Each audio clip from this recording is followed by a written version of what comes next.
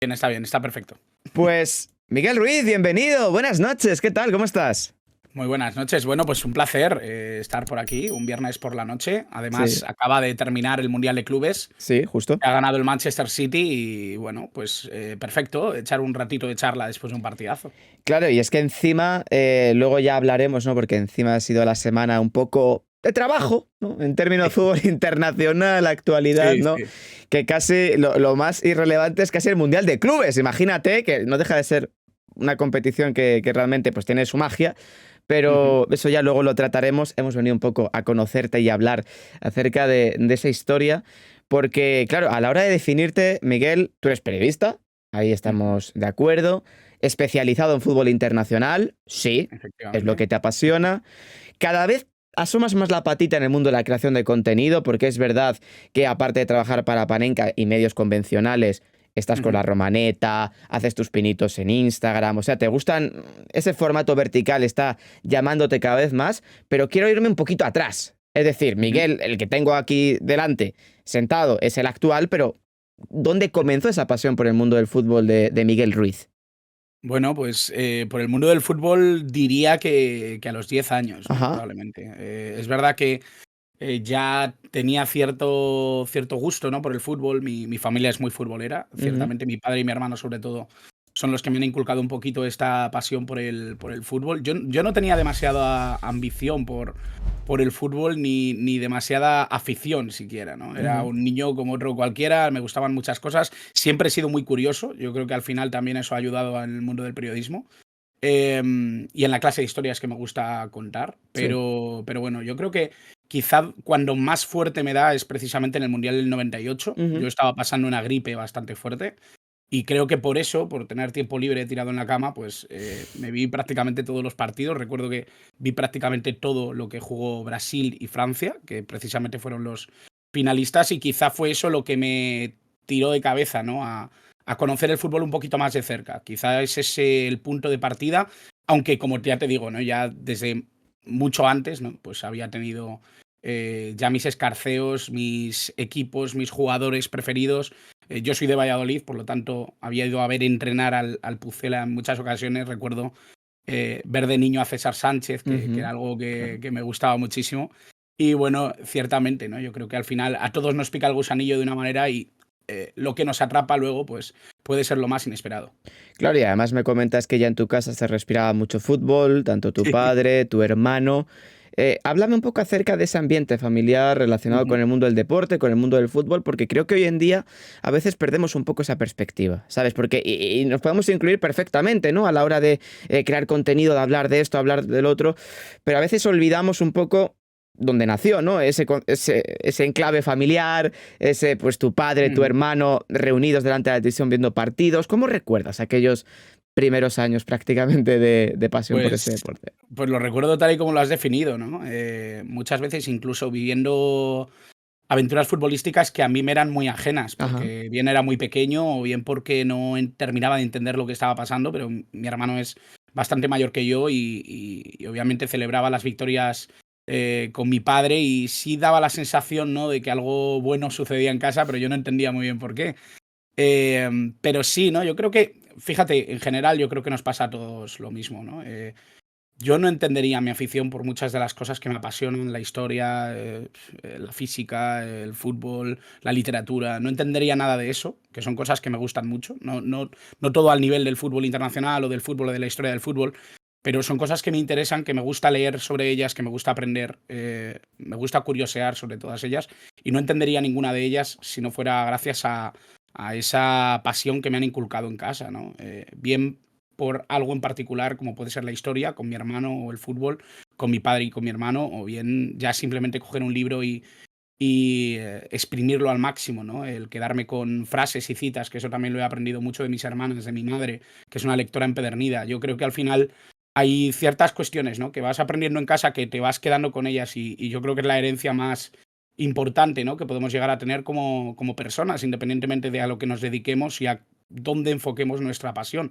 Uno puede ser cartero, Ujú. barrendero, físico nuclear, pero al final siempre hay una cosa que te apasiona y que te llama desde lo más profundo de tu ser y normalmente tiene que ver con lo que has vivido bien por tu círculo más íntimo, ¿no? En tu familia o bien por la gente que te ha rodeado, amigos y compañeros. Claro, es verdad que aunque actualmente estamos muy viciados a lo que es la actualidad, y es evidente, ¿no? Ujú. En el día a día, claro, tu gran pasión, aparte del fútbol, es la historia. Y ya si lo puedes combinar ambas cosas, de poder aportar ese background, ¿no? Ese color, ese tal. ¿Crees que ahora mismo se está perdiendo un poco o se está subestimando esa historia? Como que va todo tan rápido que ya no hay tiempo para procesar Mm. curiosidades, anécdotas, cosas que realmente bien tratadas y que tú notas que tiene como, ¿no? Un buen tacto, es maravilloso, pero que parece que el frenesí del día a día nos come, ¿no? Sí, sí, bueno, yo creo que ha pasado siempre. En Sí. general, la actualidad siempre ha comido un poco el contexto, ¿no? Y para manejar bien la actualidad y para entender bien la actualidad, yo creo que hace falta un contexto histórico muy importante. Sin ir más lejos, ¿no? Antes comentabas precisamente lo movido que había sido Jo. el día de ayer, precisamente con el tema de la Superliga. Yo creo que sin entender el pasado de una de las competiciones más importantes que ha habido y habrá probablemente en el fútbol internacional, como es la Champions, la Copa de Europa en sus inicios, es muy difícil, ¿no? El entrar a valorar lo Total. que puede significar una Superliga, ¿no? Y yo creo que eso es el ejemplo perfecto. En estos días en los que probablemente haya mucha gente pensando en lo que puede llegar a partir de esta Superliga o a partir de esta decisión del Tribunal Europeo, da la sensación de que cabe casi aún más el mirar atrás, ¿no? Y el visualizar lo que ha sido un poco el desarrollo de los hechos en el fútbol internacional. E independientemente de esto, ¿no? Tú me hablas de historia y de fútbol y de lo importante que puede ser. Yo creo que en todos los sentidos, en todos los temas, es importante mirar la historia. En ese sentido, yo he tenido la oportunidad gigantesca que me dio Panenka y que me han dado muchos a lo largo de mi trayectoria. Me acuerdo de Falso 9, me acuerdo de gente que me ha dado oportunidades increíbles, como Dani Souto con Balón en Profundidad, a Ujú. quien puedo contar entre mis amigos más que como compañero. Y me acuerdo obviamente de Marcel Beltrán, la oportunidad que me dio Roger Suriach en su día también para estar en Revista Panenka. Y yo creo que al final eh, el contar ese tipo de cosas, ¿no? Para la gente que todavía quiere escuchar acerca de lo que ha sido el fútbol y no solo lo que es hoy por hoy, me parece que es importantísimo para entender lo que hay y lo que nos puede venir. Claro, además es muy interesante porque tú ya desde pequeño, mezclando al final tus ambiciones y tus, digamos, ámbitos de que te gustaban más, entiendo que esa rama humanística, letras, periodismo, tenías pocas dudas, ¿no? ¿O no? Sí, pocas dudas, pocas dudas. Es verdad que yo tuve una etapa ¿Sí? en el instituto que me dio por decir que quería hacer derecho. Hubiera sido probablemente la peor decisión de mi vida, Sí. porque no tenía nada que ver. Recuerdo que además había una profesora que me solía decir aquello de que tenía que estudiar periodismo y tal. A mí no me entusiasmaba el periodismo, nada de nada. Al final fue por donde tiré, ¿no? Si hubiera tirado por historia, probablemente también me hubiera gustado mucho. Sí, seguro. Sí, sí. Pero bueno, de hecho, esto lo hablo lo hablé en su día con Tony Padilla, un día en Ajá. Salamanca, y lo hablaba, ¿no? Él de hecho, es periodista y está en proceso, o es historiador también. Entonces, yo creo que va a ser un camino parecido el mío, ¿no? En el sentido curricular, por lo menos, porque seguramente algún día, pues, también me meta ahí de cabeza en la historia, ¿no? Pero sí, al final lo humanístico es lo que más me ha tirado. Me ha gustado mucho siempre la literatura. Me gusta mucho mezclar letras y fútbol, es algo, una afición que comparto además con otro gran amigo como Pablo Marcos. El otro día lo hablaba precisamente con David García Cames. Yo creo que al final las cosas que nos apasionan siempre tienen lazos, y en este sentido dos cosas que tocan la pasión y la emoción, como son fútbol y literatura, en este caso también como hablábamos la historia, yo creo que al final es fácil, ¿no? Tocar la fibra a través de ellas, y en este sentido, bueno, yo tenía pocas dudas, ¿no? El cine también me entusiasma. Creo que al final hay muchos factores que, ¿no? que se pueden relacionar entre todos estos mundos. Sí, y es que además, mira, ya luego preguntan por el chat temas de la Superliga, que el hecho de que te hubieras dedicado al derecho no habría ido mal. Ahora, es decir, el contexto actual habría ayudado un No, pelín, ¿no? hubiera Sí, venido bien. Tengo algún amiguito por ahí que sí, además está en Bruselas trabajando, ajá. y sí que ayer hablábamos un poquito de esto con mi amigo Antonio. Sí que es cierto que cada vez más, ¿no? Hace falta Joder, tener ya te digo. cierta base de leyes, ¿no? Para entender un poco lo que pasa y deja de pasar, ya no solo por la Superliga, sino también con el caso Negreira, con todo lo que supone Es también el verdad, fair play es verdad, financiero. sí, sí, sí. Es que estos últimos 2 años realmente han ido apareciendo casos. Si nos vamos al pasado, pueden aparecer muchos más, pero sí que es cierto que últimamente se sobreexplota el tema legal dentro de la información deportiva, algo que yo creo que también nos tiene que hacer pensar. Sí, y es que además, y además creo que se vincula mucho con lo que ha sido tu trayectoria y también tu Ujú, vida. El otro día no sé a quién se lo escuchaba y estoy muy de acuerdo, ¿no? Es verdad que el periodismo deportivo siempre ha sido subestimado en el mundo del periodismo y tú mismo lo habrás vivido, ¿no? De que ujú. la gente que se dedica precisamente a un periodismo político o económico normalmente suelen ir como con más aires de grandeza, al menos digo en términos generales, evidentemente hay gente que no, Ujú. pero, o al menos de cara a la opinión pública, es como, wow, periodista deportivo, que jauja, ¿me entiendes? Pero no sé a quién se lo escuchaba el otro día, es uno de los que más se camufla o de los que más capacidad de curiosear en otras ramas tiene, por lo que acabas de decir ahora, ¿no? Ahora, esta semana, y también con el caso de Negreira, ámbito de derecho, pues hemos sido los primeros que han querido hablar con juristas de Europa, de mercantil, de competencia y demás, porque no se nos caen los anillos, ¿me entiendes? Porque al final sabemos cuál es nuestro ámbito y de lo que sabemos y de lo que no. Y para no Ujú. cagarla, mejor preguntarle a alguien que sepa. Lo mismo cuando ha habido lesiones, ¿no? Hablar con médicos, con tal, oye, ¿por qué esta rotura, tal?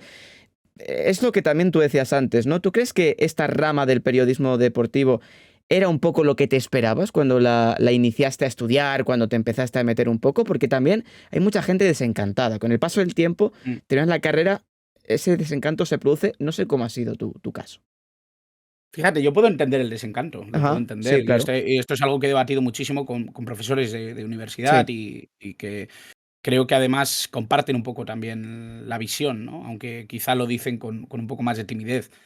Yo entiendo el desencanto, ¿no? Cuando entras en periodismo o cuando ves un poco lo que supone estudiar periodismo. Ujú. Creo que también es necesario y eso lo quiero reafirmar. Creo que es importante estudiar periodismo o estudiar cualquier cosa que te apasione. Sí. Porque luego, en el fondo, yo lo diré siempre. Yo empecé en el periodismo antes de estudiar periodismo. Lo tengo clarísimo. Empecé en el periodismo porque me gustaba escribir, porque me gustaba escribir sobre cosas que me apasionaban, porque me gustaba hablar de aquellas cosas que empezaba a saber o empezaba a controlar. Me gustaba que hubiera gente que contara conmigo, ¿no? Pepe Rodríguez, Pepe Brasin, contó conmigo hace pues ya cerca de 12 años que llevamos colaborando. Es una barbaridad. Estamos hablando de cosas que yo ya hacía cuando todavía no había empezado siquiera periodismo y que de alguna manera no era exactamente si sabía lo que quería hacer o no, ¿no? Porque es verdad que siempre existen dudas, pero a la vez creo que sí, ¿no? Con lo que tú comentabas de que yo creo que el periodismo lo que sobre todo tiene que ser es que seas una persona curiosa, que seas Total. una persona que quiera aprender, que quiera buscar acerca de la historia que tenga en ese momento entre manos, que de esa historia van a partir muchos temas de los que puedes hablar en el futuro. Eh, no me parece que sea necesariamente dar información, esto también es un debate muy intenso, ¿no? Que Ujú. no necesitas manejar muchísimas fuentes. Yo no lo creo así, sinceramente. Entiendo el periodismo como algo mucho más global. No hace falta que tengas muchísimas fuentes que te estén escribiendo al móvil todo el día para dar noticias, bien por Twitter, bien en un diario, bien en la radio, ¿no? Creo que el periodismo puede ser muy digno y muy sensato desde un escritorio y desde una biblioteca y desde la calle y desde las pasiones que a cada uno le alimenten, ¿no? Yo creo que al final eh, yo tuve pasiones antes que ambición por ser periodista y eso yo creo que es lo que creo que tiene que ser fundamental en la cabeza de cada cual. Si a ti te apasiona algo, tira a por ello, independientemente de que luego lo enfoques bien en una carrera o bien en unos estudios que vayan relacionados directamente con el periodismo. Yo creo que hay grandes periodistas que no han estudiado periodismo, que han estudiado historia o que han estudiado física o que han estudiado matemáticas y que luego lo aplican a esta intención de acercar cada materia a la gente. Y yo creo que esa divulgación es importantísima y que en muchos casos se hace periodismo sin la intención de hacerlo. Y que Total, muchas veces total. queriendo hacer periodismo no lo hacen. Entonces, Sí.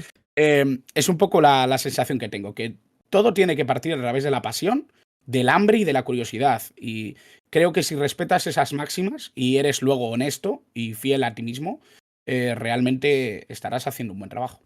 Total, y creo que ese mensaje es muy importante, sobre todo hoy en día, ¿no? Que a veces sí que se subestima incluso la propia profesión del periodista, más allá de la gente que dice, no, es que mienten, es que tal, que ya es una generalización impresionante, pero es verdad que el hecho de no intentar ser siempre el primero, sino ser riguroso, de tratar de cuidar la información, ¿no? De hecho, detrás de ti veo el escudo del Benfica, ¿no? Y hablando de historia y de fútbol, pues está siempre la mítica historia, ¿no? Del Benfica y la maldición que tiene en competiciones europeas. Claro, eso, si no te lo cuenta una persona como tú, es decir, de una forma cuidada, embadurnada, ¿sabes? Que se nota que que ya no es actualidad, han pasado 60 años de aquello, pero sí que es interesante incluso para que haya nuevas personas que se metan en el mundo del fútbol o que les interese incluso ver al Benfica actual, por ejemplo. Y esa es la conexión que yo creo que tiene que hacer un periodista, ¿no? También de bucear en la historia, bucear en los datos, y ya luego a lo mejor hay gente, como así pasa, que le gusta más un prisma de datos, prisma de investigación, de actualidad, pero que todo converge en este ecosistema, ¿no? Del mundo del fútbol en este caso. Claro, bueno, yo creo que hay ejemplos A buenísimos, patadas. ¿no? Sí. De gente que no está dando noticias continuamente o que no está al pie del cañón para decir el primero lo que Justo. está pasando. Yo creo que al final hay espacio para todos en el periodismo y para todos los lenguajes y para todas las formas de hacer periodismo, y creo que eso es muy importante de tener en cuenta. Yo tengo que decir que antes, además, creo que estaba Víctor por aquí, Ujú. Fútbol con Karma. Creo que es un tipazo y que conoce perfectamente además a Julio, que es de quien quiero hablar. Julio Maldonado Maldini es para mí una persona que me ha ayudado en todo y que además me ha servido como referente. Y no lo ha hecho precisamente dándome la noticia de quién iba a fichar por qué equipo, lo ha hecho alimentando un poco la pasión de bucear sobre cosas desconocidas. Y ya no digamos, por ejemplo, ejemplos como Rivesta Panenka, Libero, publicaciones que han querido ir un poco más allá, ¿no? Yo siempre he sido un lector empedernido de historias que me cautiven más allá de lo que pasa en el césped. Y eso es algo que tengo muy claro como periodista deportivo enfocado en el fútbol. Obviamente Total. luego Ujú. habrá mil materias, ¿no? Pero si nos enfocamos al fútbol, yo creo que es muy necesario, ¿no? Yo creo que el, la trascendencia de un partido, de un gol, va más allá del mismo gol. Esto es algo que se lo oía precisamente a Pepe Brasil, ¿no? A Pepe Rodríguez, que lo que importa es el drama. Claro, pues el drama lleva consigo muchísimas otras cosas. El maracanazo no significa lo mismo sin que sepas que 100.000 personas lloraron a la vez en Maracaná, cuando Uruguay ganó en 1950. No significa lo mismo sin saber que hubo incluso elecciones porque tuvieron que dimitir el alcalde de Río de Janeiro, o que hubiera suicidios en Brasil, o que hubiera tal drama a nivel institucional que cambiaron el color de las camisetas. Ese tipo de cosas realmente yo creo que a cualquier persona le pueden llamar la atención. No es necesario que tengas la necesidad de tragarte 50 partidos por temporada para verte atraído por una historia como esa. Y eso yo creo que es la magia del periodismo y la magia del fútbol como concepto social y pasional, más allá de lo que puede ser dar una noticia en primicia en un diario deportivo y tomarte la profesión como eso, ¿no? Como un noticiero. Me parece muy respetable y además es necesario, pero creo que también las historias merecen su sitio porque crean pasión y generan que la gente se interese por un deporte que también durante muchos años ha estado relacionado con un sustrato de la sociedad que nos ha dicho que el que le gusta el fútbol es inculto, que el Ujú, que le ujú. gusta el fútbol es ignorante, que el que sigue la liga es tal o cual persona, o que no coge un libro en la vida, o que no le gusta razonar, ¿no? Apasionadamente sobre lo que es el fútbol y es dar golpes en la barra de un bar, que también lo es, por supuesto, ¿no? Porque cada cual vive el fútbol y lo experimenta de la forma que le dé la gana, pero creo que es muy importante, ¿no? Hablar de las historias del fútbol también de otra manera.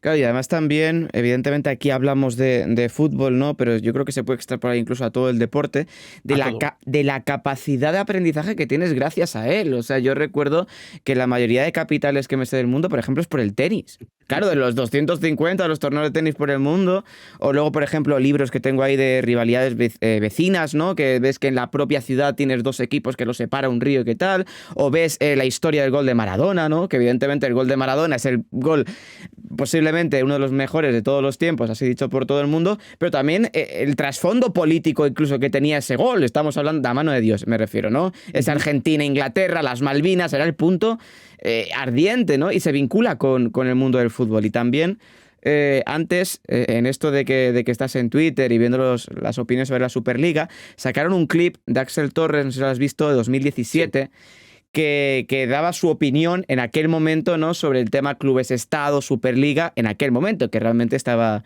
todavía comenzando todo lo que hemos visto en los últimos años. Y él decía, claro, es que el fútbol es Tú has dicho drama, me parece bien. Él también ha dicho, creo que ha dicho como comunidad. Es decir, el fútbol, ¿cómo se creó? Pues el pueblo A contra el pueblo B, que son amigos el resto del año, pero que en ese momento quieren ganar al otro. Y que así realmente nació el fútbol y que se puede extrapolar a hoy en día, ¿no? Hay muchas opiniones de, bueno, es que son, dice la gente, ¿no? Unos garrulos que van a celebrar unos goles, pero luego realmente en el día a día es emoción, es sentimiento, es pasión. Hay gente que llora, hay gente que lo pasa mal, hay gente que le da lo mismo, pero realmente yo creo que fue una parte de la comunidad y de nuestro imaginario colectivo, ¿no? ¿Te gusta el fútbol o no? Pero sabes que está ahí. Hay que llevarlo a otro nivel, porque yo no he leído exactamente esto que Sí, comentaba Axel. sí, sí. Pero bueno, es muy cierto, ¿no? Pero lo voy a llevar incluso un paso más allá. Es que el fútbol ni siquiera se crea entre pueblos, que puede haber más o menos afinidad. Sí. Es que se crea en un colegio. Ujú. Y esto es importante también de saber. Eh, el fútbol es un juego. Es un juego. Jugamos, nos divertimos y cuando pitan y volvemos a clase, seguimos como si tal cosa. Yo me podía enfrentar a uno de mis mejores amigos en el campo Total, sí, sí. durante el recreo y cuando volvía a clase, la vida seguía. Yo no recordaba 3 días después si ese amigo me había dado una patada más fuerte que la otra o si la rivalidad había sido tal que nos habían ganado 6-1 y... No, ya no lo recordábamos. El día siguiente había otro partido y el siguiente seguramente otro y luego el fin de semana y bueno, y vuelta a empezar, ¿no? Cuando en el siglo XIX se inventa el fútbol, nace así, luego se populariza, ¿no? Lo hacen en colegios elitistas, lo que tú quieras, ¿no? Pero luego vuelve al pueblo y se relacionan los compañeros de trabajo de las fábricas. En Inglaterra se relacionan también así. Y vuelven luego a trabajar. Y vuelven a sus vidas cotidianas. El fútbol es nuestra vida cotidiana. Pertenecemos a una sociedad en la que el fútbol representa a la propia sociedad. Y si hay crispación en la sociedad cuando nos relacionamos, y si hay crispación en nuestra clase cuando nos relacionamos, cuando salimos al recreo a jugar, también hay crispación. Claro. Y también hay problemas. Y en el fútbol pasa exactamente igual. Si hay crispación en nuestra sociedad, cuando jueguen nuestros equipos, cuando jueguen nuestras aficiones, va a haber crispación, va a haber problemas. Y va a haber representación de esa propia sociedad en el deporte que amamos y que sentimos. Que creo que es una de las cuestiones que yo valoro más sobre el fútbol que otros deportes. Porque primero, porque es el que conozco. Permitidme un poco el decir que creo que el fútbol está por encima de muchos deportes precisamente por eso, por esa conexión inevitable con la sociedad, con lo que representa, por su sentido mayoritario, por el seguimiento, por lo que se preocupan incluso empresas gigantescas de Ya. lo que pasa en el fútbol, de que dependen incluso economías mundiales, en muchos casos, también del fútbol. Creo que hay muchas cosas que interfieren, ¿no? En que el fútbol no sea un deporte normal y cualquiera. Y yo creo que esto es algo importante, ¿no? Yo creo que estoy de acuerdo con lo que dice Axel, ¿no? Y estoy de acuerdo con que al final el fútbol tiene que volver un poquito a sus raíces, siempre que le dejen, porque el problema es que no le están dejando demasiado y cada vez es más difícil, ¿no? El retornar a un estado anterior, ¿no? ¿Te gustaba más el fútbol de antes? Era diferente. Era diferente, pero esto es una pregunta recurrente, ¿eh? Probablemente a los de los 90 le podían preguntar si le gustaba más el fútbol de los 70 y a Sí, los vamos, del seguro. 70 le podía Sí, sí, gustar sí. más. Es así, o sea, yo creo que es algo que se ha ido repitiendo en la historia, ¿no? Que el fútbol haya ido evolucionando o involucionando según se mire.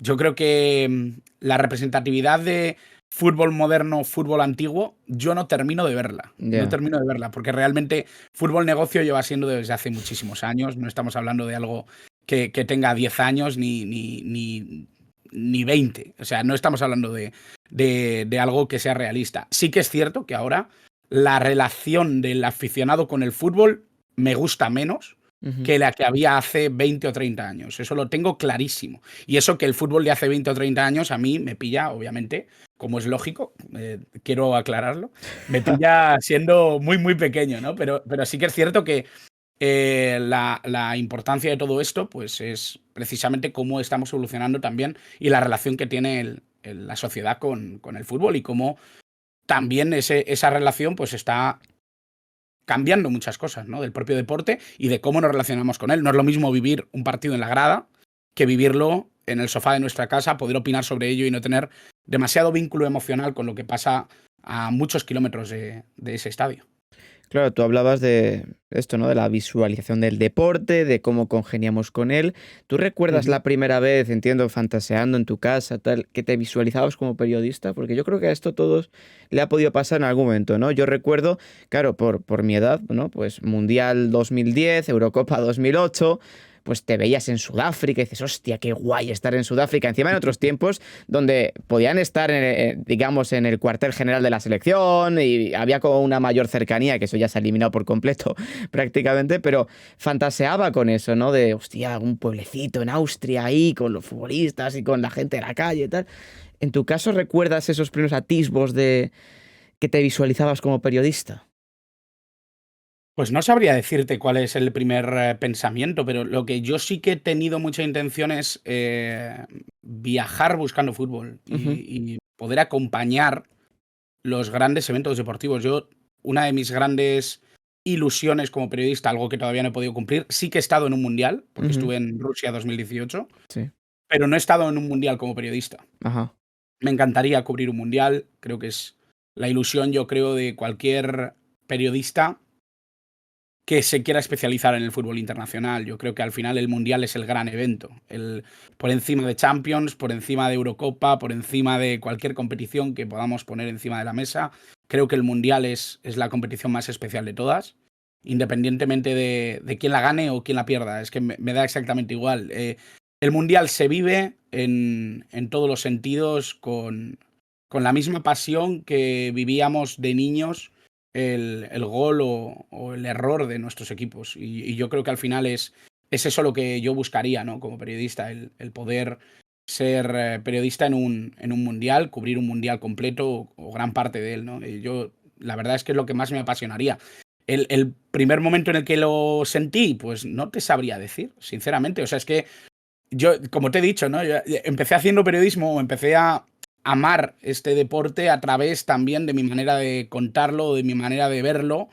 Y e incluso en muchos casos de mi vida yo me considero más un escritor y periodista antes que especialista en fútbol como tal, sobre todo escritor más que periodista. Por lo tanto, bueno, sí que yo empecé a escribir mucho antes de empezar a hablar de fútbol. Por lo tanto, creo que lo que realmente fue el primer pensamiento relacionado con el periodismo es vivir de lo que escribo, ¿no? Y de lo que cuento, que creo que es también una gran ambición. Claro, ¿y tienes la sensación de que hoy en día estamos perdiendo un poco ese periodismo de pluma larga? Es decir, Sí, sí, sí, sí. y eso me parece hiperpeligroso. Ya no hablamos de la propia profesión periodística, porque entiendo que irá evolucionando y tal, pero incluso de cara al lector medio, yo creo que se Mm, vincula con lo que has dicho antes de que ha cambiado nuestra relación con el fútbol, ¿no? Va un poco de la mano. Si ahora la relación que tenemos o que tiene la sociedad en general con el fútbol es mucho más actual, mucho menos mm. emocional, mucho más de aquí y ahora, eso también hace que el público general tenga menos ganas de leerse una crónica de pluma larga y con el paso del tiempo va a querer resúmenes mucho Claro. más cortos, va a querer muchos más inputs para poder tener mucho más entretenimiento. Eso es muy peligroso realmente. Sí, a mí no me gusta, es lo que comentaba antes, ¿no? A mí Sí. me gusta más la relación al aficionado antigua, que quizá yo soy un poco viejoven para estas cosas, la verdad. Yo soy de los que disfrutan realmente leyéndome crónicas largas en el periódico, incluso cuando lo hago online o lo hago a través del móvil, ¿no? Me Sí. gusta, bueno, aquí detrás tengo todas las panencas y todo lo que... Tengo una colección de libros inmensa, que no se ve toda, pero sí que es cierto que a mí me parece que esa relación también se ha perdido, ¿no? Con el fútbol a través de las letras, o se está perdiendo. No quiero decir que se ha perdido, porque realmente creo que todavía está muy vivo ese Sí. periodismo a través de los ejemplos que ya he dado, ¿no? Yo creo que todavía hay esperanza en ese sentido y todavía hay gente que quiere leer ese tipo de periodismo. Por lo tanto, ojalá siga muchos años. Lo que sí que me parece es que está todo relacionado, ¿no? Yo creo que nos estamos acostumbrando mucho al highlight, nos estamos acostumbrando mucho a la aplicación de resultados de nuestro móvil, a que no podemos ver un partido sin tener el móvil a la vez tuiteando sobre un partido. Yo me he quitado un poco de eso, sinceramente. Últimamente me he alejado bastante de Twitter en ese sentido. No de la red social como tal, porque no tengo ese sentimiento de hate que, por ejemplo, otros compañeros sí que han sentido y que quizá me hubieran hecho alejarme mucho más de Twitter o de X, ¿no? Como lo quieran llamar. pero sí que me da la sensación de que nos hemos convertido en una sociedad que no le da tanta importancia quizá a la calma y al analizar un poco más sosegadamente lo que tenemos delante. Claro, realmente eso tiene un debate fuerte, ¿no? De también por qué, ¿no? Es decir, evidentemente los tiempos han cambiado, hay nuevas tecnologías, hay nuevos estímulos, pero también, lo comentaba antes por el chat y luego lo hablaremos con el tema Superliga, Ujú. ¿no? La acumulación de partidos, de tal, claro, también lo entiendo, pero fíjate que cuando hablamos de la relación que tenemos con el mundo del fútbol o el deporte en general, yo sí que tengo un poquito de esperanza porque dos ejemplos, ¿no? Que no tienen nada que ver con el periodismo convencional que hemos conocido desde siempre, ¿no? Tienes a un Ibai y tienes a un L Fútbol. ¿Sabes quién es L Fútbol, no? El de TikTok que te cuenta con una voz así, con un plano desde abajo. Pues mira, te lo cuento. No sé quién es, no, Vale. perdón. No, hay un TikToker, a lo mejor te suena algún vídeo que se hizo famoso por uno de Roberto Baggio. No lo sé, Vale. no lo sé. Pues se No grabó. sigo mucho TikTok, ¿eh? O sea, estoy en Es TikTok, que pero no Se, lo es veo que mucho. se hizo mucho meme, pero bueno, básicamente es un periodista, ¿vale? Que además creo Ujú, que en la vida, bueno, la vida real, todo en la vida real, pero ya me entiendes. Trabaja en La Sexta, pero bueno, él tiene su cuenta y hace como historias del fútbol, ¿vale? ujú. Siempre con un plano contrapicado, así desde abajo, digo, no, contrapicado, así desde abajo, tal, y te cuenta, pues, la historia de Roberto Baggio cuando falló tal penalti, o el no sé qué de Materazzi, o sea, evidentemente con mucha solera, con música triste y demás, pero te lo va contando como si fuera una historia, ¿no? Y a la gente le flipa.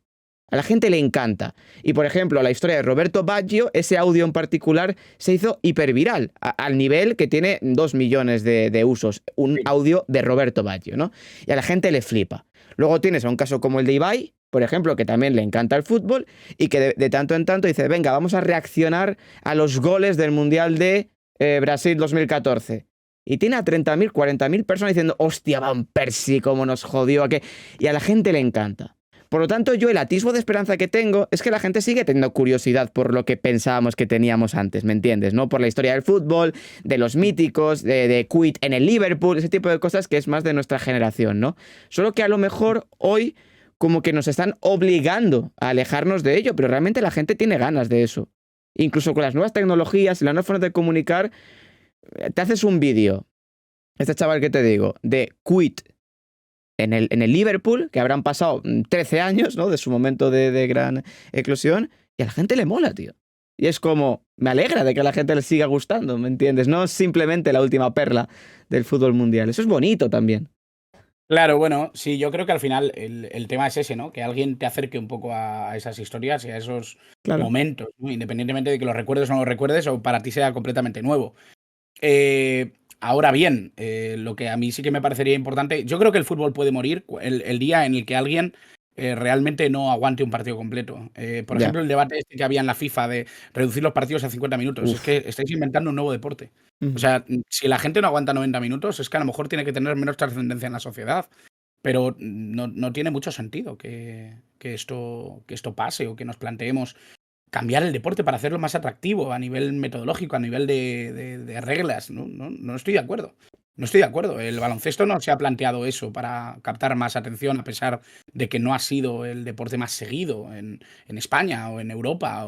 No estoy de acuerdo. Creo que nadie debería plantearse cambiar en estructura simplemente para agradar. ¿Qué tipo de mensaje le estamos dando a la sociedad? ¿Qué es Ya. esto? ¿No? No tiene ningún sentido. Otra cosa es que tú quieras mejorar la calidad de los partidos o que quieras mejorar la competitividad de los partidos. En eso podemos estar de acuerdo. Pero eso lo cambias legislando mejor y haciendo competiciones mucho más atractivas, no haciendo todo lo contrario. Y no por más partidos la competición es más atractiva, que No. esto también es un mensaje que yo creo que está dejando tanto la Champions Ujú. como la Superliga. Total, Y sí, de, sí. de esto no sé si se está hablando tanto, porque cuando se está hablando de Superliga, de que viene a salvar el fútbol y todo esto, bueno, yo con eso estoy completamente en desacuerdo. Ahora bien, también estoy completamente en desacuerdo de aquellos que creen que la UEFA va a salvar el fútbol. Porque lo que está haciendo con la Champions es terrible, pero lo que lleva haciendo con la Champions es terrible. Desde los 90 yo creo que la fórmula es equivocada. Han pervertido completamente las necesidades o lo que hacía realmente especial esta competición. Esa es un poco mi percepción. Claro, pero realmente ahí alguien puede decirte, el dinero manda.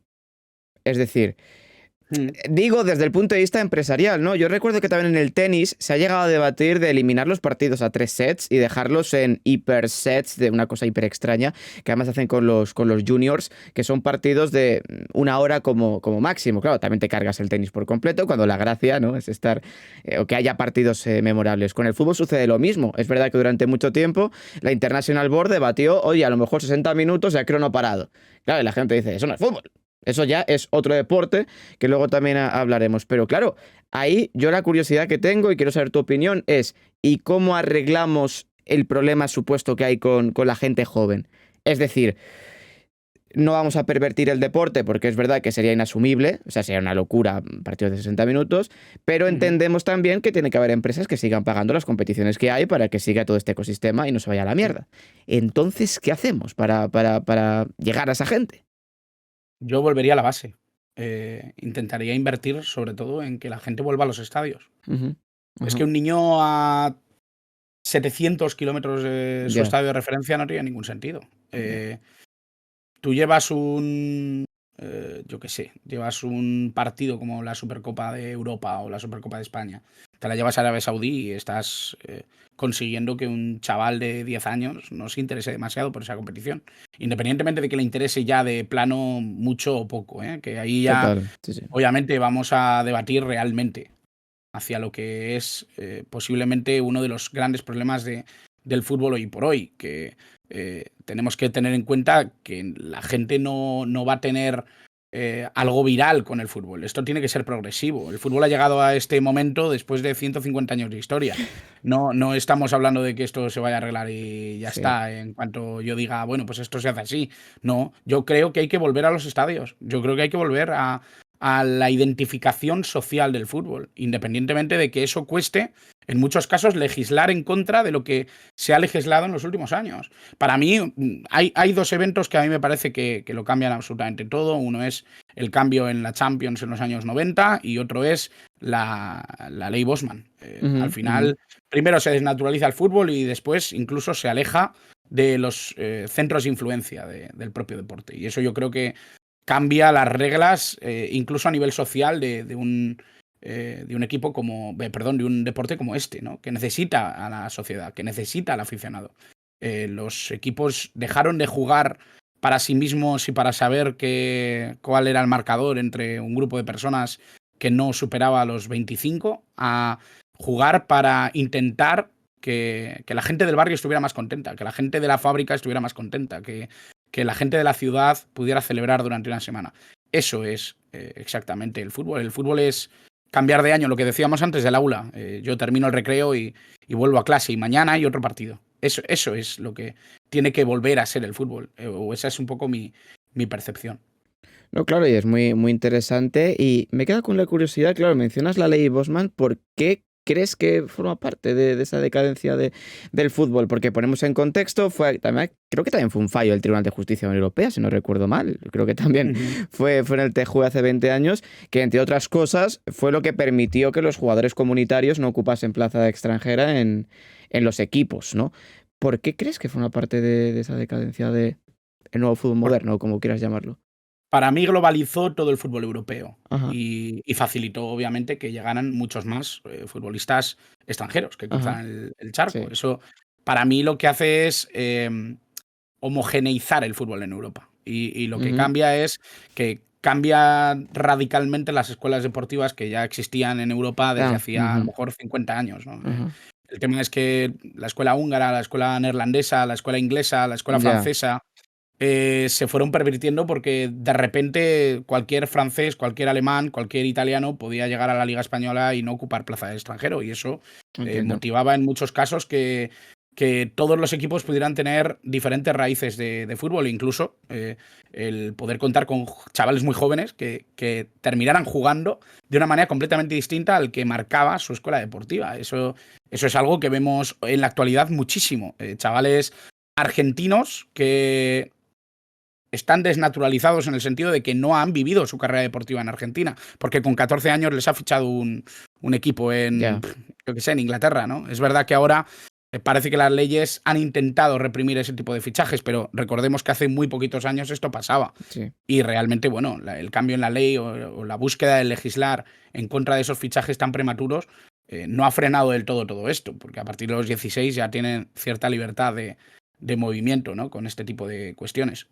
Esto es un poco lo que a mí no me gusta de la ley Bosman, porque desencadena un movimiento de fichas de dominó que termina acabando un poco con lo que es la esencia del fútbol en cada territorio. Y eso es un poco mi percepción. A mí que me gusta, por ejemplo, saber un poco el origen del fútbol en cada etapa, ¿no? En cada zona geográfica. El fútbol, por ejemplo, en Latinoamérica tiene muchísimo interés. Yo os recomiendo mucho un libro que se llama, creo que es Historia Mínima del Fútbol Latinoamericano, de Pablo Alabarces. Habla mucho de esto, ¿no? Igual me estoy yendo por los cerros de Úbeda, pero la importancia yo creo que es esa, ¿no? El que se desnaturaliza un poco el fútbol de cada territorio, pudiendo mezclarlo todo. Esto es así, o sea, es como cuando te vas a Moscú y puedes entrar a un McDonald's y comerte una hamburguesa. Pues es así, la globalización también llegó al fútbol, ¿no? En los años 90 gracias a la ley Bosman. Claro, pero es verdad que ahí, por ejemplo, al Barça no se le puede entender sin la escuela holandesa, sin Cruyff y compañía, ¿no? Y eso es anterior a la ley Bosman. Es decir, y eso forma parte también de la historia del fútbol. No hablamos de la historia de, ¿me entiendes? Sino historia del tratamiento que nosotros le damos informativamente a la historia, ¿no? Al final... Bueno, realmente no es tan así, porque date cuenta que el fútbol neerlandés no llega al Barça con Rinus Michels ni con Cruyff, o sea, como jugador, quiero decir, porque obviamente Rinus Michels llega al Barça e intenta plantear un modelo de juego, rápidamente tiene que cambiarlo y bueno, luego se llega a la etapa de los entrenadores alemanes en el Fútbol Club Barcelona. Y luego, obviamente, cuando llega Cruyff al equipo azulgrana, llega en el año 88 y llega con una reestructuración total del club a través de jugadores vascos. Por lo tanto, ese cambio de tendencia a la escuela neerlandesa la hacen sin fichar grandes jugadores. Es decir, cuando llega realmente una flota de jugadores neerlandeses al Barcelona y no la escuela neerlandesa, ojo, que son cosas distintas, es a partir de Van Gaal. Y eso, para mí, no creo que tenga ningún tipo de influencia a nivel metodológico. La metodología del Barça ya la tenía impregnada a través de Laureano Ruiz y de toda la escuela y metodología del fútbol posicional, que ya había incluso nacido, dado sus primeros pasos en el norte de España. Por lo tanto, son cosas que se han repetido mucho, pero que no sé si tienen demasiada cabida dentro de lo que es realmente la evolución del fútbol. En este sentido, creo que hay muchos matices importantes que decir en la historia del Barça, y uno de ellos quizá puede ser Cruyff. Como jugador y como entrenador tuvo una repercusión enorme dentro del equipo, y sobre todo como entrenador incorporó una metodología completamente distinta, pero no a través de jugadores que venían de Países Bajos, que son cosas muy diferentes, ¿no? Date cuenta que algunos de sus mejores jugadores, ninguno de estos grandes jugadores de hecho era neerlandés. Ninguno, sí, es verdad. Laudrup, Romario, jugar con Vaquero, jugar con Stoichkov, jugadores que nada tenían que ver con la escuela neerlandesa. Él era la escuela neerlandesa que llegó al Barcelona. Sí, pero mira, eso es muy interesante. O sea, ese tipo de debates son muy interesantes. Y yo estaba recordando un libro que yo creo que es el libro como que se recomienda siempre, digamos, en las escuelas de fútbol, que es el del Pirámide Invertida, ¿no? Se llama. Sí. Claro, que es un libro, enorme. es una biblia del mundo del fútbol, y además también te hace un poquito de esos... Te comenta cosillas del fútbol en Latinoamérica y cómo cómo va comenzando por ahí, gracias también incluso a una escuela española, ¿no? Es decir, cómo va evolucionando. Pero volviendo un poco a lo que es el presente, el momento actual, te pregunto ya sobre la Superliga, pero no sobre la competición en particular. ¿Con qué regusto te quedas de estos 2 días?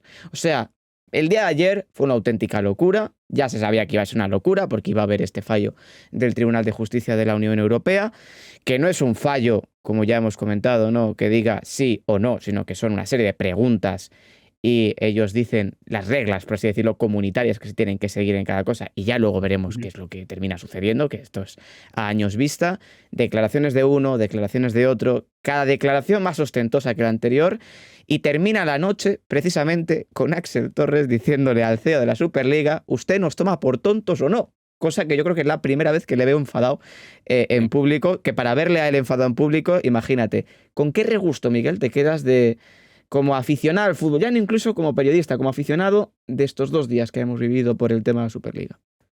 Bueno, primero me queda un regusto muy negativo en general por la repercusión que tiene que alguien dé su opinión. Ya. Eso para empezar. Creo que estamos involucionando muchísimo en cuanto al respeto a lo que la gente dice. Podemos debatir y podemos discrepar, porque creo que eso es básico, ¿no?, en nuestra sociedad, pero creo que nos estamos perdiendo, pero tremendamente, ¿no?, en una vorágine de odio y de intensos debates que no llevan a nada porque terminan precisamente en el insulto y en la agresión. Eso para empezar, eso es lo que a mí me deja, pero como me dejan otras 1000 cosas que no son tan polémicas como la Superliga, ¿no? Y incluso fuera del fútbol, que vivimos tiempos de mucha barbarie, ¿no? Pero yendo a lo del aficionado, pues fíjate, yo el primer regusto que me deja, y yo creo que es importante y creo que muchos estarán de acuerdo conmigo, es que me gustaría aclarar que estar en contra completamente de la Superliga no significa que nos guste lo que está proponiendo FIFA o UEFA, porque me parece que también son gran parte del problema, si no prácticamente todo. No está ayudando a que la situación se resuelva, ni mucho menos la UEFA, ni la FIFA, ni nadie. O sea, es cierto que se ha limitado mucho el poder de los clubes, que al final son los que ponen la pasta en todo este circo, ¿no? En todo lo que se ha creado alrededor del fútbol. Y son los que ponen la pasta y son los que ponen los jugadores y son los que ponen la salud de sus propios jugadores en competiciones que no dejan de aumentar partidos. Pero si los clubes pretenden llegar con una Superliga que no resuelve muchos de estos problemas tampoco, ¿qué sentido tiene? O sea, si yo lo que veo es que nadie está aportando una solución real. Una solución económica quizá, pero una solución real a lo que le está pasando al fútbol no lo veo, no estoy tan de acuerdo. Y sinceramente, creo que no se puede estar demasiado a favor ni de unos ni de otros, siendo aficionado real al fútbol. O sea, otra cosa es que la gente directamente vaya con la bufanda a opinar sobre este tipo de cosas. Y yo puedo entender que el aficionado madridista, por ejemplo, o el barcelonista, o el de la Juventus, pueda tener algún tipo de significación con intentar defender lo que protege su club. Pero es que están yendo contra algo que es lógico y normal, que es están intentando pervertir la historia de su propio club. Es que están tirando por tierra todo lo conseguido en la historia. Y yo entiendo que hay mucha gente que no mira hacia atrás y tú y yo hemos empezado hablando de historia y de la importancia de la historia, pero realmente creo que se están rompiendo ciertos muros que tendrían que solidificarse y no al contrario destruirse, ¿no? Y yo creo que realmente no puedo entender demasiado la postura de apoyar la Superliga con tanta vehemencia, como no entendería, que creo que tampoco hay muchos, que defiendan a la UEFA con vehemencia. Porque es que creo que son dos organismos que no están resolviendo el problema que tiene el fútbol actualmente. Totalmente, y es que además también, incluso la UEFA con el tema de fair play financiero y la forma en la que lo aplica, o su fair play financiero y la forma en la que aplica, le ha provocado grandes críticas a su gestión. O sea, estamos hablando de que en la actual Champions, no sé si en la mitad de los estadios, porque sería demasiado, pero en un alto porcentaje se silba el himno de la Champions, lo cual es una auténtica barbaridad, por un motivo o por otro. Porque tu equipo está con la Superliga o porque tu equipo está en contra de que no se aplique el fair play financiero contra un club estado. Pero todos están o más o menos, con una actitud bastante vehemente con la UEFA. Y es que además, yo creo que ambas soluciones, el cambio de formato de la Champions del año que viene, que ayer As comentó que querían dar un poquito de marcha atrás, no sé en qué quedará eso, o el tema de... A ver qué pasa. Échate a temblar, o el tema de la Superliga, realmente no son muy distintos. Es verdad que con la Superliga te cargas el hecho de que el Madrid pueda irse a jugar contra el Rubin Kazan. Que eso a mí particularmente me gusta que se pueda jugar ¿me entiendes, no? La magia del fútbol, ¿no? El hecho de, ¿por qué no puede jugar el Barça con el Rubin Kazán como jugó 200.000 veces en la década pasada? ¿O por qué no hay eliminatorias, que hay partidazos en octavos y otras que son sorpresa? Para mí eso también es el mundo del fútbol. Y la gente que apoya la Superliga con vehemencia es porque, claro, es que imagínate cada semana un Madrid United, un Madrid Juve, yo creo que te vas a terminar aburriendo. Aunque sean los mejores equipos por nombre de Europa, pero provoca dos problemas. El primero, que en el mundo actual, y ya lo sabemos, incluso con la gente joven que ya está creciendo cada vez más, se va a aburrir de ver cada fin de semana un Madrid-Bayern, un Madrid United, porque se aburren del FIFA. Se aburren del FIFA y se van a aburrir de eso. Y luego también, segundo, porque estarías aumentando la distancia entre los grandes clubes y los pequeños clubes de cada liga nacional. Porque por mucho que un Girona, ganando la Liga, pueda estar en la tercera división, no sé cómo lo han llamado, diamante, plata, no sé cómo lo han llamado, es verdad que la diferencia económica es abismal, porque el Madrid recibiría 400 millones, el Girona 50. Luego llegamos a la Liga Española y es que no habría... Ya ahora hay un gran desequilibrio, imagínate con una Superliga. Claro, por el otro lado, tienes un modelo como el del año que viene de la UEFA, que elimina la fase de grupos, que hace una semi-superliga un poquito extraña, porque realmente se han querido asemejar ese modelo para vendérselo mejor a la gente que tiene la pasta. Por lo tanto, yo te pregunto, ¿qué solución darías tú? Porque es muy difícil. Yo lo que me gustaría de verdad, y esto lo voy a dejar claro, porque sé que además, creo que además se ha pasado Quillo Barrios por el chat y demás, que aparte de ser un quedón, porque es todo broma obviamente, Sí, hombre, es claro. un buen amigo, es un tipo que sé que apoya con vehemencia lo que está pasando con la Superliga. Pero fíjate, yo lo único que le pido a la Superliga y lo único que le pido a todo lo que está pasando con esto es que realmente haga una reestructuración total de los organismos futbolísticos internacionales. Yeah. Es que creo que no puede ser que sigamos en esta situación. No puede ser, no puede ser. No puede ser porque nos aboca a que todo esto pase. Y fíjate que se echan las manos en la cabeza ahora con el golf, con el tenis, incluso creo que se estaban metiendo también con el tema de Arabia Saudí y todo esto, ¿no? Vamos encaminados a que alguien un día quiera pegar un pelotazo y lo pegue, de verdad. Y creo que para eso tiene que haber cierto orden y ciertas estructuras y ciertos organismos que permitan que esto no pase. Pero no a cualquier precio. No de esta forma, porque realmente creo que hay un problema muy, muy grande con lo que creemos que es el fútbol y lo que es de verdad. Y realmente creo que quien necesite ver cada semana un Madrid-Manchester United, la semana siguiente un Madrid-Bayern de Múnich, la semana siguiente un Madrid-Barça, la semana siguiente un Madrid-Juventus, es que no le mola el fútbol. Porque el fútbol es otra cosa. Es que eso no es lo que tiene que perseguir el fútbol. Que el Bayern Real Madrid en Europa fuera uno de los clásicos históricos europeos es gracias a que era un partido que con suerte se daba una vez al año. Efectivamente, sí, total. Es que es eso lo que perseguía precisamente la Copa de Europa cuando se crea. Intentar encontrar al mejor entre los campeones de los mejores países de Europa. Nada más. Es que no tiene ningún sentido que valoremos más allá de lo que es el simple espectáculo. Y el espectáculo no es comer tarta todas las semanas. Ya, totalmente. ¿Qué importancia tendría el restaurante de Ferran Adrià, el que tuvo el Bulli, si fuéramos todos los días a comer en el Bulli? ¿Qué importancia tendría? ¿Qué bonito sería cumplir años todos los días y que nos regalen cosas todos los días? ¿Qué importancia tendría? Ninguna. Si todos los días fuera Nochevieja, ¿nos importaría Nochevieja? ¿Por qué Nochevieja es bonito? Pues es que es así. Es que no tiene ningún sentido. No tiene ningún sentido. Es que no aprendemos. Y más no significa mejor. Y esto es algo con lo que voy a morir, en el sentido de que creo que realmente la espectacularidad de una competición como la Champions League, en su día la Copa de Europa, que ya para esa perversión fue dura, yo creo que es importante, ¿no? Tener en cuenta que hay que volver un poco a esas raíces, a esa esencia, ¿no? Claro, eso es muy interesante. Es verdad que, claro, yo la anterior Copa Europa no la viví, pero sí que sabía que se clasificaban los campeones de cada liga, ¿no? Y es verdad que yo me he criado con el formato actual, que también, pues, al final le coges la magia y el gusto que tiene, ¿no? Pero, Por supuesto.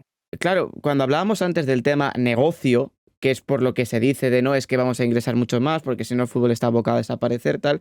Yo creo que también se está dejando pasar una oportunidad respecto a cómo vendes el producto, y no digo económicamente a una marca X, sino Mm. utilizar las redes sociales, utilizar las nuevas tecnologías para generar esas narrativas. Claro, y esto lo voy a relacionar que, oye, pues a lo mejor te gusta más o menos con la Kings League, ¿no? Por ejemplo. Es un ejemplo para que nos entendamos de la forma en la que el producto lo venden, ¿no? Claro, es una competición que se crea hace un año y al final, con el trabajo que han hecho a través de las redes sociales, han conseguido generar en el imaginario colectivo de muchos chavales un cariño por jugadores de primera o segunda catalana, que son extraordinarios futbolistas. Vamos, ahí me meten 200.000 goles, pero es verdad que un Roger Carbó, que es MVP de la competición de la Kings League, tiene muchísima más repercusión posiblemente que jugadores de la primera división española, por no decir del décimo para abajo de todos, por el trabajo que han hecho en redes, porque se abren en los directos, porque charlan con gente y demás. Claro, yo creo que ahora mismo estamos también en esta situación porque el fútbol y la gente que lo ha llevado lo ha encerrado. Es decir, que los jugadores no puedan hablar con los medios, que no puedan parecer personas normales, que los equipos de comunicación no los abran, no generen narrativas. Por eso nos encantó en su momento, en 2016, una historia como la del Leicester en Inglaterra, ¿no? A la gente de mi generación, porque dices, hostia, de semana en semana, un equipo que jugaba al 1-0, que jugaba de una forma rocosa, que partido que no encajaba en gol, había pizza al día siguiente por Claudio Ranieri, eso nos gustaba. Y eso termina haciendo que la gente se encariñe en el mundo del fútbol. El ejemplo, ¿no?, es desde entonces el cariño que siempre ha tenido Kanté por todos los equipos que ha pasado, Jamie Vardy que sigue en el Leicester, Drinkwater que se fue al Chelsea, y eso al final es lo que termina gustando al aficionado. Por eso yo creo que más allá de tener un United Real Madrid cada semana, se podría cuidar mejor el producto que tenemos. Y no digo demostrar simplemente a los mejores futbolistas de los mejores equipos, sino generar narrativas, ¿no? En el resto de los equipos, porque si no estamos abocados a lo otro, a que cada fin de semana haya un Bayern Manchester United. Yo sigo diciendo que uno de los grandes errores de la cerrazón de los derechos televisivos Sí, y de cómo está tratado el producto es precisamente que prácticamente ningún creador de contenido y casi ningún medio tenga posibilidad de utilizar imágenes. ahí está. Ujú. Esto es algo duro, porque realmente, ¿quién diría que es malo que Ibai o que cualquier otro creador de contenido, véase Axel Torres si se metiera en Twitch o el propio Julio Maldini? Maldini Total. tiene una cantidad de partidos importantísima, quizá la colección más grande que hay en el mundo de Posiblemente. partidos. Sí, sí. Y se ve limitado para poder mostrarlos o se ve limitado para poder crear contenidos que realmente acercarían a la gente a todo esto. Imaginaos el poder de coger directamente un vídeo de highlights o de goles de la liga e ir comentando poco a poco qué está pasando, qué ha pasado en la jornada. ¿Os imagináis lo que es eso? O sea, que no digo que esto sea fácil, ni mucho menos, pero creo que hay soluciones intermedias. Creo que hay soluciones intermedias y realmente creo que como la tarta era toda de la UEFA y de la FIFA, pues nadie se ha preocupado en cuidar el producto. Nadie. Es como cuando nos regalan una bicicleta maravillosa, pero como es Ya, nuestra de toda la vida y la hemos tenido siempre, no le damos valor. No le damos total. valor y no le damos valor al fútbol que tiene hoy por hoy FIFA y UEFA. Y por eso yo creo que puede ser útil que la Superliga haya llegado de esta manera, no porque confíe en que la Superliga sea la salvadora de absolutamente nada, sino porque puede desatar Sí, que que agite el alguien, avispero. Sí. claro, que alguien se pregunte, oye, ¿qué está pasando? ¿Qué hacemos, chicos? Hay que hacer algo diferente, hay que cambiar la perspectiva. Y ojo, la Kings League a mí personalmente no me atrae, no es un formato que me guste demasiado. Además, no tengo tiempo, entonces es verdad que sería imposible el poder seguirla, ¿no? Pero veo la clase de contenidos que genera, joder, pues es un trabajo cuidado, ¿no? Es algo que hay gente dentro que está cuidando ese contenido. Y obviamente no tiene el mismo tamaño la Kings League de cualquier competición en el marco élite del fútbol internacional, pero ojo, ojo que igual en vez de cerrazón, odio, tirar mierda entre todos y tal y cual, podríamos mirar y aprender. Y podríamos, vamos a intentar crecer en base a un modelo de negocio que está haciendo la gente aquí al lado con algo muy parecido al fútbol. Claro, y es que también lo comentaba antes por el chat, ¿no? De que si ponemos todo el fútbol en abierto de esta competición o de la Superliga, las entradas a los estados más baratas y todo lo paga la publicidad, primero, los números no salen ni para atrás. Si ya el Madrid le tienes que dar 400 millones y son 64 equipos, o sea, no te sale el dinero en la vida. Pero entonces, si eso se llegase a producir, es que hemos hecho algo mal durante 20 años, de esa cerrazón que acabas de decir, ¿no? Hay un ejemplo muy claro, ya vamos con la última parte de la charla, de Alba López, que era periodista que antes estaba en Asia, ahora está en la Liga, que es buena amiga, comentó una anécdota que me pareció muy interesante, para que nos demos cuenta de cómo han trabajado los equipos de comunicación y la forma en la que se ha encerrado el fútbol, ¿no? Ella, el año pasado, cubrió la Eurocopa femenina, que fue en Reino Unido, y cubrió a la selección española. A la vuelta, su primo, que era, bueno, tendría 7, 8 años, era un chavalín, le pidió una camiseta. Y ella pensaba que iba a ser, por lo típico, ¿no? De Aitana Bonmati, alguna de las estrellas de la selección. Y el chaval le pidió la camiseta de una jugadora de la Queens. ¿Me entiendes, no? O sea, y ahí dijo, hostia, que me ha pedido la camiseta de Sandra Luzardo, que apenas lleva jugando en Gigantas, nada y menos que de las estrellas del mundo del fútbol, en este caso femenino. Claro, eso te indica que dices, a lo mejor estamos haciendo algo mal a la hora de comunicar. Y por eso te quería preguntar, la creación de contenido. ¿A ti qué te llama la atención de esta posibilidad infinita de hacer y de deshacer a nuestro gusto y a nuestra manera contenido? Es decir, a través de texto, a través de audio, de vídeo, de que conectas aquí, luego allá, te haces un podcast, ¿no? ¿Qué regusto te deja tú, que también vienes incluso del mundo de la pluma larga? Bueno, pues a mí me deja muy buen regusto. Si no fuera por esa libertad a la hora de crear Ya. contenidos, probablemente muchos grandes comunicadores pues no estarían ahora mismo en primera línea comunicativa en este país. Eso es innegable. Ujú. Miguel Quintana sale de donde sale, sale de COS. Total.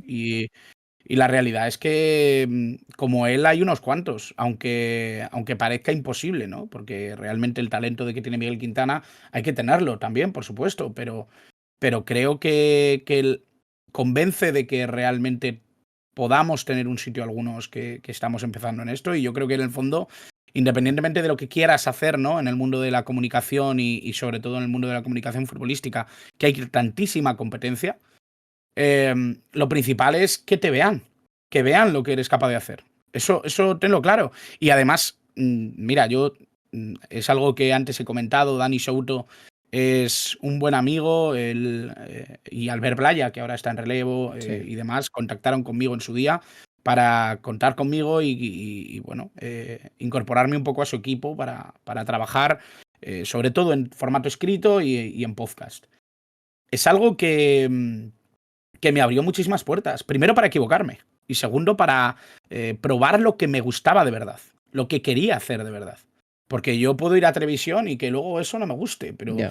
ojo, he probado hacer 50 podcasts semanales, perdón, 50 podcasts anuales en base a una competición y he dicho, hostia, esto es lo mío.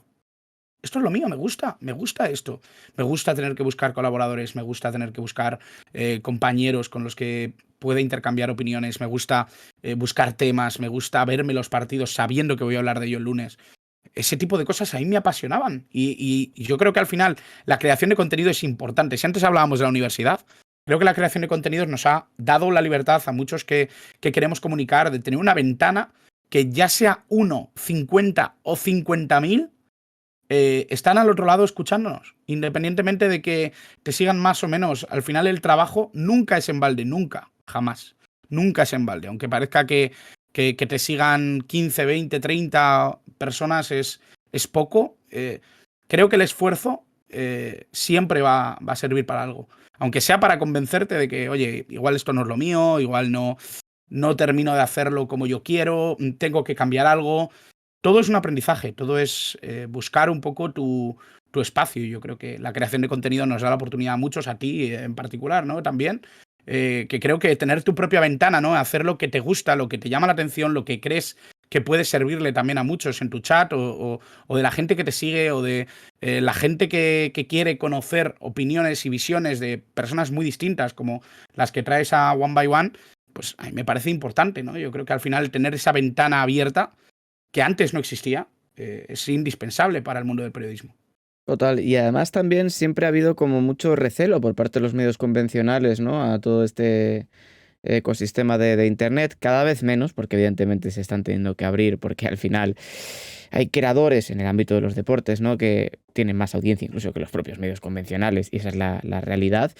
Hablabas de los espacios y de abrirse espacio con tu propio espacio, valga la redundancia. En tu Ujú. caso, ¿cuáles son tus objetivos en un medio plazo más o menos? Porque es verdad que tú tocas muchos palos, aparte de colaboraciones, de escribir, esa parte de historia, pero también opinas de actualidad. Ujú. ¿Qué te pide el cuerpo ahora mismo, Miguel? Bueno, lo que me ha abierto paso a mí en realidad es, yo creo, no sé si mi conocimiento o el intentar hablar un poco de todo lo que engloba el fútbol internacional, Mm, no solo en la actualidad, ¿no? Como tú bien dices. sí, Al final yo creo que el contexto es importante, ¿no? Y la gente yo creo que compra un poco esa posibilidad de hablar de la actualidad a través del contexto y de su historia también. Y por supuesto yo creo que ese es un poco por donde yo tiro. Mi espacio empezó en un blog que no leían ni 200 personas ah, probablemente al mes y terminó pues ahora apareciendo con Miguel Ángel Román, que es además de un referente, un colaborador que, bueno, a mí me ha abierto las puertas el mundo de Twitch, por supuesto. Y bueno, yo creo que uno de mis objetivos probablemente es seguir creciendo con mi canal de YouTube, que como tú bien has dicho, ¿no? Yo creo que en Instagram y en TikTok estoy entrando poquito a poco. Es algo que me cuesta un poquito el formato vertical todavía, pero que es abruma, algo abruma. que tiene posibilidades y que parece que la gente también le está gustando. Entonces, bueno, pues seguiré ampliando un poquito ese espacio. A mí YouTube me da una libertad increíble, esto me lo contaba Miguel Quintana hace ya muchos años. Me da una libertad increíble para poder hablar del fútbol a mi manera y de momento a la gente parece gustarle. No tengo un público inmenso, pero sí que tengo un público muy fiel y creo que eso a mí me da voluntad y ganas, ¿no? de seguir con ello. Y ojalá, ¿no? Algún día pues pueda estar en un medio que aprecie un poco mi forma de contar el fútbol y que me dé la oportunidad de dedicar muchas más horas a esta pasión mía que es el fútbol, por supuesto. Claro, ahí te estás dando cuenta de lo que siempre se dice de Internet, que dicen un año en Internet son como tres de perro, porque realmente, claro, está terminando ya 2023, se le queda apenas una semana y es como, ¡oh, madre mía, el año que hemos tenido! Porque tú mismo lo has dicho, ¿no? Aparte de que Miguel Ángel Román, que también le entrevisté para una revista solidaria hace unos años, Ujú. un tipazo y que ahora por las mañanas incluso se ha sabido adaptar a ese nuevo lenguaje, que yo recuerdo que cuando empezaba decía, Sin duda. a ver, contadme cómo funciona esto aquí, porque evidentemente, de buenas a primeras, abruma. Como acabas de decir con el formato vertical. Es que abruma. Primero, Sí, porque sí. tienes muchos inputs muy diferentes. Porque dices, venga, entro con todo. Podcast, Twitch, vertical, tu vida, porque también querrás vivir, tu trabajo, si quieres comer. O sea, es muy fuerte, ¿no? Incluso para periodistas que pueden venir de otras ramas, que también para la gente, los nativos digitales también. Pero para periodistas que se tienen que reconvertir, abruma, ¿no? ¿A ti te ha llegado Sí, a sí. abrumar todo esto? Bueno, fue algo muy lento, ¿no? Twitch no lo toqué mucho de inicio, no es algo que me atrayera demasiado. Es verdad que sí me da la sensación de que Twitch es un mundo que ha ido adaptándose un poco al lenguaje comunicativo periodístico y yo Sí, creo que eso es una sí, muy sí, buena sí. noticia. Pero de primeras no me llamó mucho la atención. Sobre todo me llamó la atención el mundo podcast. Y claro, como fue algo muy progresivo y muy poquito a poco, he estado muy bien asesorado también por Dani Beltrán, que es un tipazo, un Sí. tipo al que recomiendo mucho a la gente que pueda seguirle en Twitter, porque es un editor y un profesional como la copa de un pino.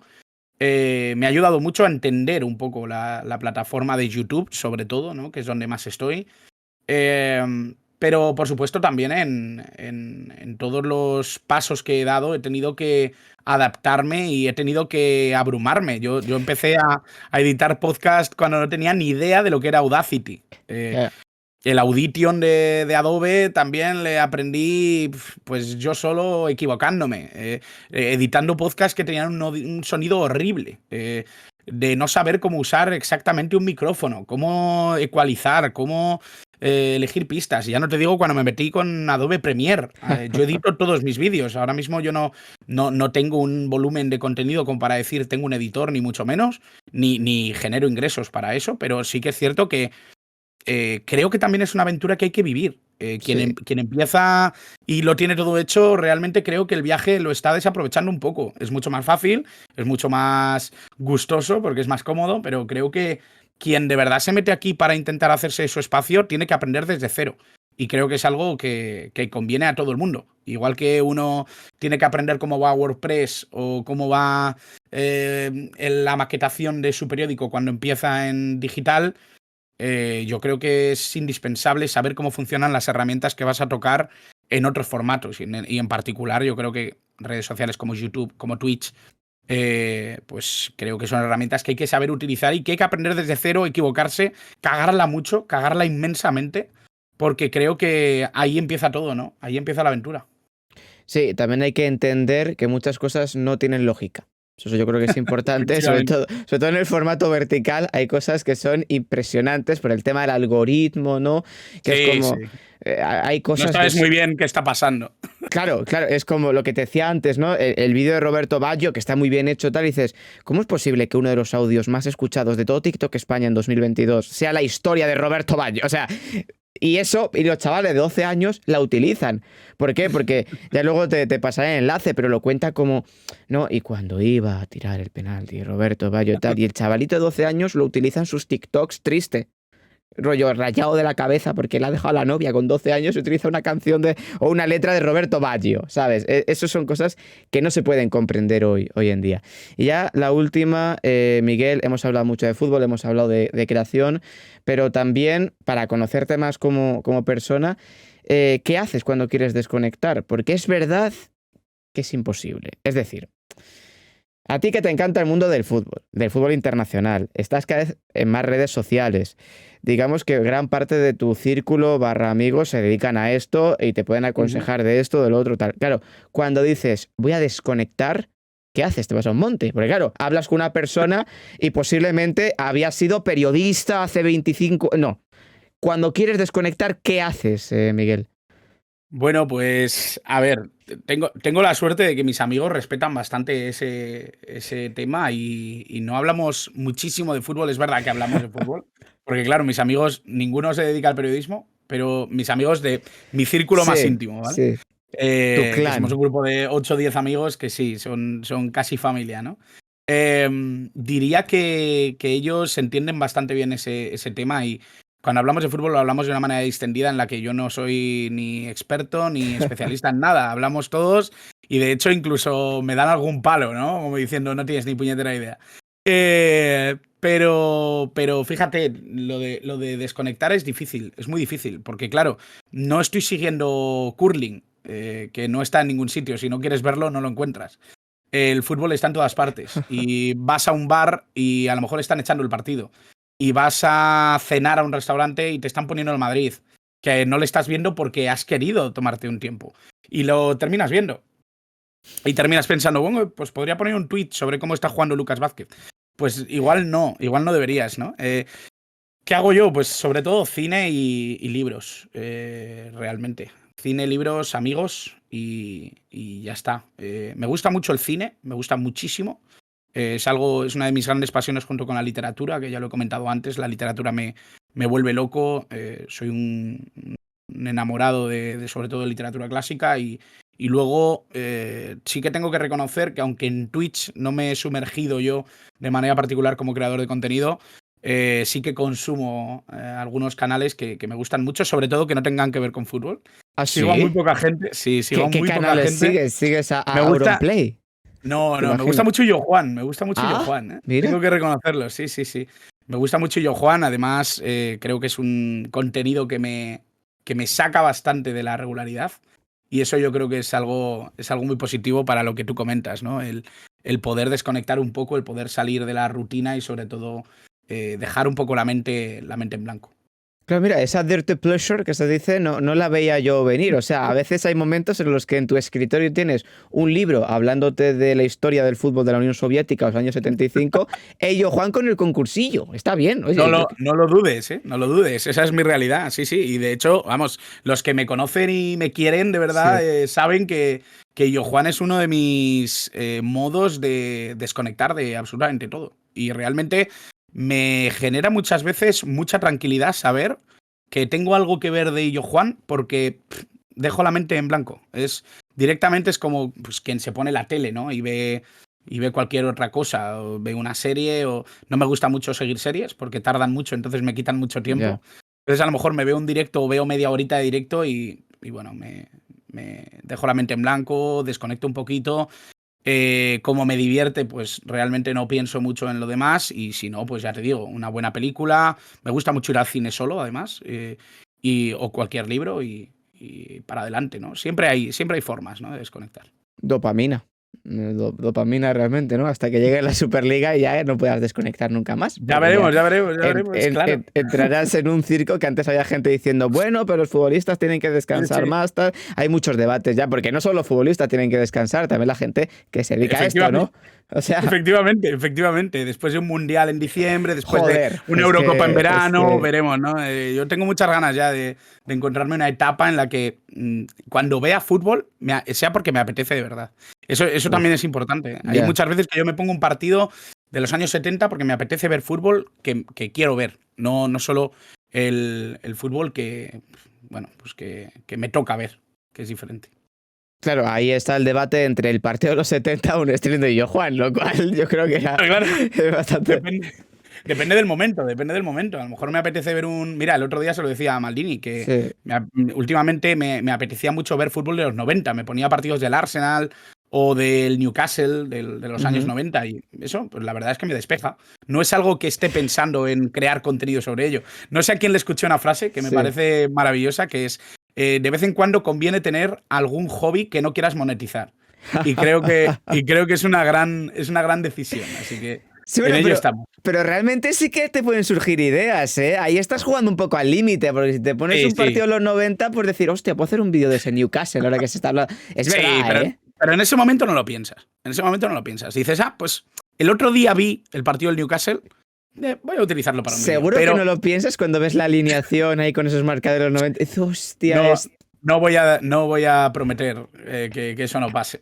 No voy a jurarlo ni mucho menos, porque hay muchas veces que sí. Hay muchas veces que la propia, bueno, pues al final la profesión va por dentro y es imposible, ¿no? El no pensar Total. en algo que pueda ser interesante, ¿no? Y que luego a lo mejor pues tiene una repercusión mínima, porque a ti te parece muy interesante, a los demás no, Claro. pero es así, ¿no? Es así.